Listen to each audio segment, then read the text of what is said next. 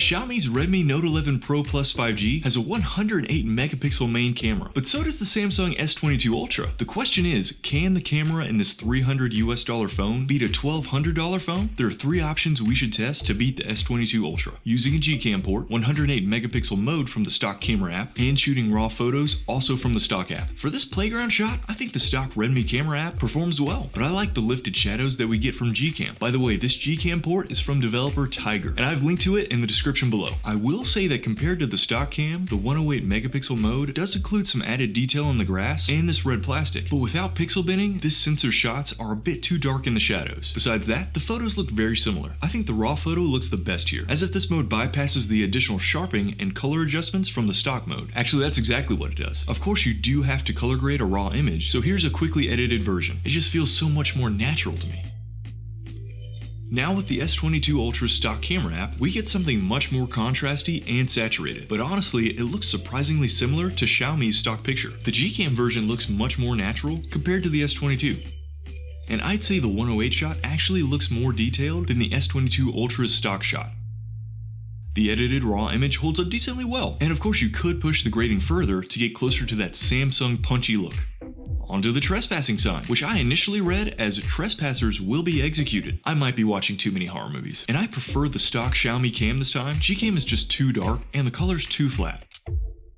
The S22 Ultra takes the Redmi's brightness and saturation and cranks it up to the max, but without clipping the highlights in the sky. And of course, the Gcam version looks even worse against the Ultra. I would say Samsung wins this image, unless you're shooting raw, which I did this time. I wasn't trespassing, by the way. Here's my sloth dog. And Gcam has a cooler color temperature here, but it really crushes the shadows too much. The 108 megapixel shot looks awful, just lacking detail with far too much noise. The S22 wins again. It's a bit darker and slightly noisier than the stock camera, but the detail's great. Gcam doesn't really offer any improvements this time. For this flower shot, both stock and Gcam look pretty similar, but I prefer Gcam since it constrains the highlights better. The 108 shot doesn't offer much additional detail, but I feel like it's just enough to make it look more lively. Here's the original raw shot. Here's my edited version. Once again, when compared to the stock Xiaomi cam, the S22 Ultra looks like you've turned on some sort of vivid mode. The white flowers are almost clipping, but not quite. Even so, the S22 feels overexposed. Here's Gcam versus the S22. The difference in field of view between the two devices is very evident here. Stock 108 megapixel mode versus S22.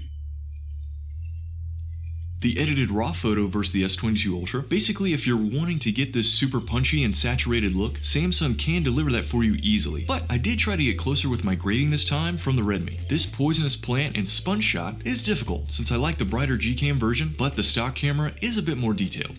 The Ultra basically combines the best of both, the sharpness from the stock cam and brightness from Gcam. Also, don't try to clean poisonous plants with a sponge. Also, again, that plant might not be poisonous. Here's an umbrella with intentionally terrible lighting. The stock camera is more saturated, but Gcam picks up some extra detail in the fabric. The 108 shot is more detailed, but not enough to make a significant difference. It's also more noisy. I was shooting in a darker room, and you can tell, since the raw image is much noisier. You can always denoise the image, but that will affect detail. The Ultra really shines here. Perhaps we're seeing that Snapdragon 8 Gen 1 processor go to work this time. Lots of detail in the fabric and colors are bold. Gcam looks washed out in comparison. And the 108 shot is not worth talking about, and I'll tell you why. It's because pixel binning helps in darker shooting conditions.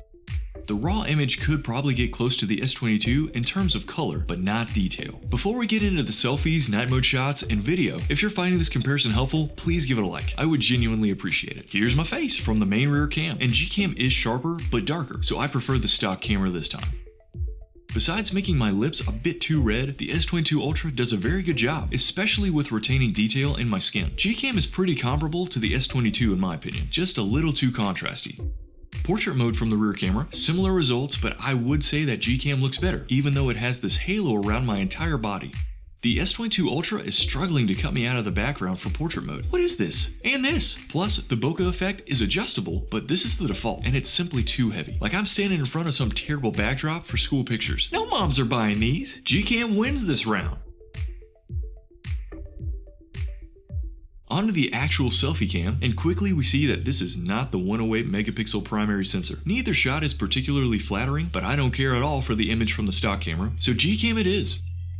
The S22 Ultra handles this selfie shot much better. From color to detail, it easily beats what the Redmi can produce with either camera app. Portrait mode on the selfie camera, and again, I prefer Gcam over stock. The S22 Ultra performs better here again, even against Gcam. Here's a much more challenging test, night mode. These pictures are from the main rear camera, and Gcam struggles to detect and focus on me, which leaves my face way too blurry. The stock cam focuses appropriately, but simply looks terrible with no detail. The S22 Ultra destroys both Gcam and the stock camera. Not quite daylight levels of detail and color accuracy, but pretty close. The selfie camera is a different story. Stock camera is still poor, but this time Gcam found my face. As expected, the S22 beats the stock camera. But it loses again to Gcam since the Samsung camera failed to either focus properly or resolve enough detail in low light. Another win for Gcam. For this fire hydrant, again, Gcam seems to focus on the grass instead of the hydrant. But even so, it's not terrible. The stock camera looks a bit weak, more saturated, but it shifts blue in the bottom right corner and overall just looks unnatural. The S22 Ultra looks fantastic. Everything's in focus, it doesn't look unnatural at all, and good colors. Just great. It easily beats both Xiaomi cams. What do you prefer? Darker, noisier, but more detail? Or brighter, no noise, but not a lot of detail? That's the choice you have to make from the stock camera and Gcam. But both are better than the way too noisy S22 Ultra. It's extra grainy, but very bright. It actually is the most color accurate since the only light source is a very orange streetlight.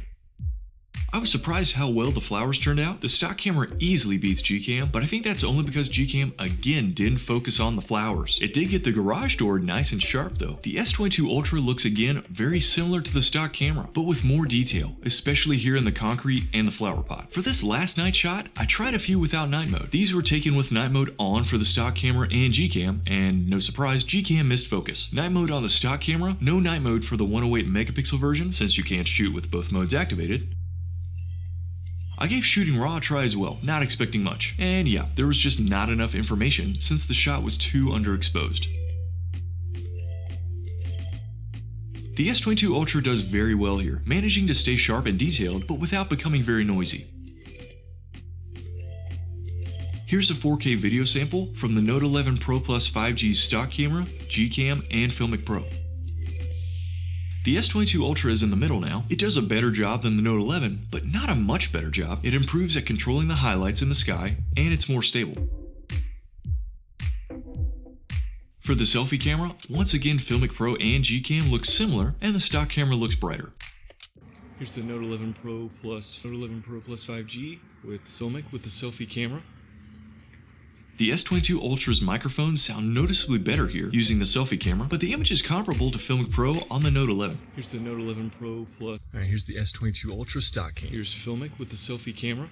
For this umbrella test shot, I left the settings on the stock cam and Gcam at defaults with 4K enabled. I dialed in proper exposure and shutter speed with Filmic Pro, and obviously Filmic delivers a nice motion blur. You could do the same with the stock camera app on the Note 11 using Pro mode. With the S22 added in the middle, I'm not seeing a lot of difference. I also didn't shoot in Pro mode with the S22 though. I just switched to video mode and recorded at 4K 30fps. Basically, if you put in some extra effort to either download a compatible Gcam port or shoot in RAW and then spend some time editing, you can get results that almost match the S22 Ultra from a phone that cost a third of the price. But if you're trying to capture fast-moving subjects like kids or pets, shoot a lot of night mode photos, or do anything more advanced than basic video shooting, the Redmi Note 11 will not keep up. Really, what you're giving up by going with a cheaper device like the Redmi is consistency, pro-level video features, and all the other excellent wide and telephoto cameras. Also, this test was only comparing the main 108 megapixel cameras and the selfie camera, so keep that in mind. So if you're looking to buy either device, I suggest checking prices at Wireless Place first, since they have Redmi and Samsung devices as well as phones from Google, Poco, OnePlus, and more. I've bought a few phones from Wireless Place, and they always ship fast and ship internationally, have great prices, and include a US adapter for the charger if you need it. Please use my discount code PC10 when you check out, if you want to support the channel or just want to save a little money. A link to the site is in the description. My full review of the Note 11 Pro Plus 5G is coming out soon, and I'll link it right here when it does. But please subscribe if you want to see more content like this, and feel free to comment with any questions, criticisms, family recipes, etc. Let's talk a long time.